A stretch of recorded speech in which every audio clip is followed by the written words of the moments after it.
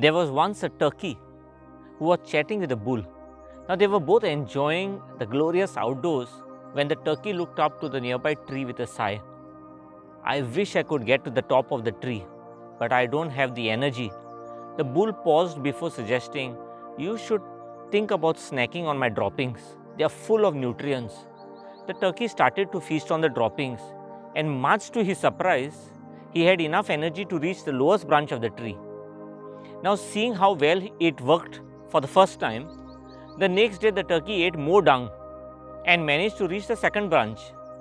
By the time the fourth day rolled around, the turkey had made it to the top of the tree.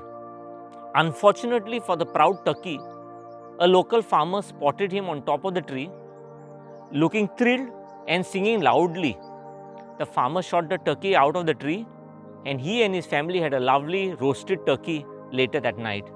So what's the moral of the story?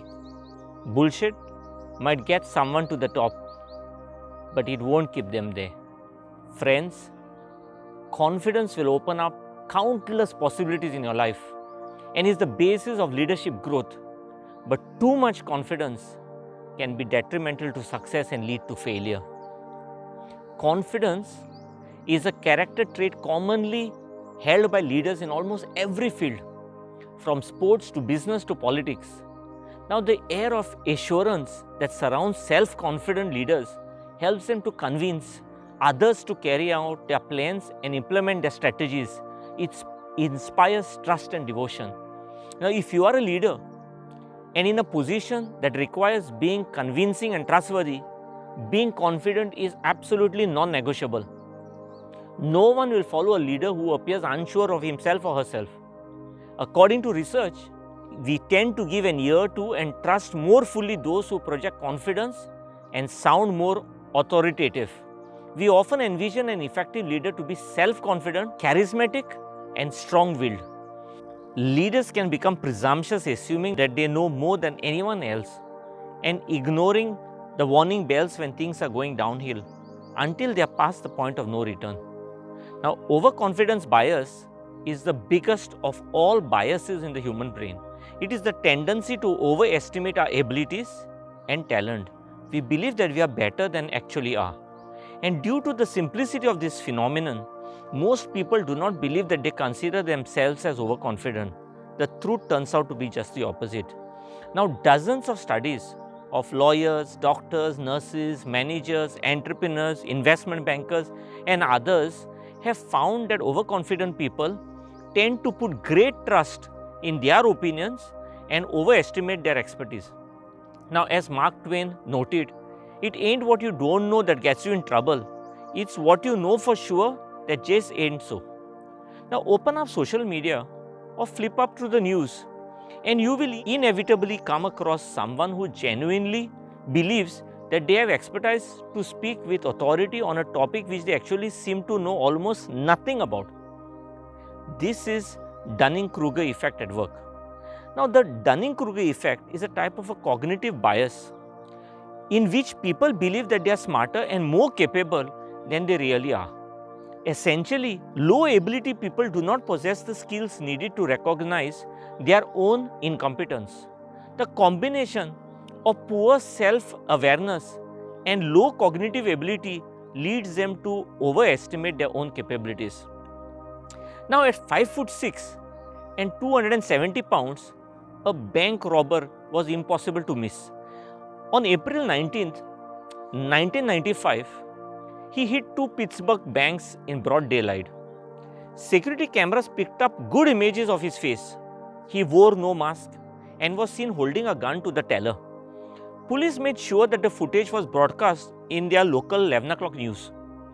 A tip came within minutes, and just after midnight, the police were knocking at the suspect's door. Identified as Mac Arthur Wheeler, he was going on saying, "But I wore the juice, but I wore the juice." Wheeler told police he rubbed lemon juice on his face to make himself invisible to the security cameras.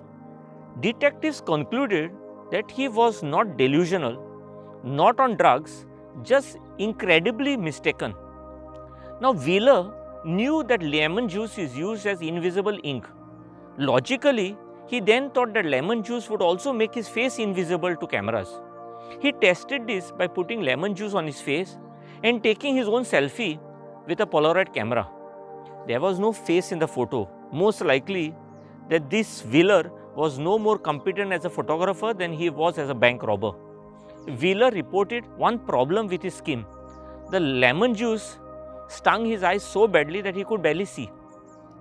Wheeler went to jail into the annals of the world's dumbest criminal.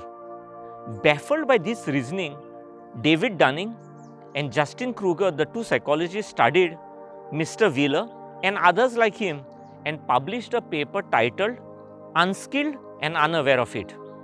They came to the conclusion that people with low ability at a task tend to paradoxically overestimate themselves. And this cognitive bias is known as the Dunning-Kruger effect. And the Dunning and Kruger suggests that the less competent we are in a given area, the more likely we are to unknowingly exaggerate our own competence. The key word here is unknowing, because those affected aren't aware they are actually overestimating their own ability. Now, confidence is so highly prized that many people would rather pretend to be smart or skilled rather than look inadequate and lose their face. Even smart people can be affected by the Dunning-Kruger effect, because having intelligence isn't the same thing as learning and developing a specific skill. Many individuals mistakenly believe that their experience and skill in one particular area can be transferable to another area. Friends, there is actually a very fine line for leaders to walk between projecting confidence and overconfidence.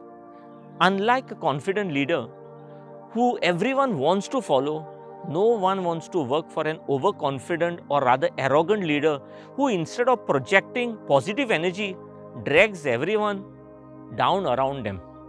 There are few things that every leader can do to keep his confidence levels in checks. Acknowledging the issue of overconfidence is the first step to battling it. Recognizing that we might not know that much can help us get a better perspective on our situation and what steps to take in the future. Secondly, brainstorm what you don't know. Whenever you start a goal or embark on a journey, it's easy to feel excited and imagine how things will turn out. While these feelings can inspire us to pursue new challenges, when reality strikes, and these dreams can vanish into thin air. The third would be to get periodic feedback. Having an accountability partner or someone who you respect can give you feedback periodically keeps your confidence levels in balance. You can also play the devil's advocate to your own opinions. If something sounds like a good idea, consider any weaknesses in the decision and the potential negative consequences of going through with it. It also requires getting uncomfortable and really listening to what people have to say at all levels in the hierarchy. And finally, show humility. This means you must get comfortable at saying, I don't know, or I need help. We need to ask a lot of questions and do a lot of listening. Friends, Tim Duncan, an American former professional basketball player and coach, once said, good, better, best. Never let it rest until your good is better and your better is best. Be prideful and believe in yourself, but don't ever get to the point where your confidence gets in your own way. If you reach a point where you think you are good enough, you will find yourself getting further and further away from your maximum potential, and finally you will fail.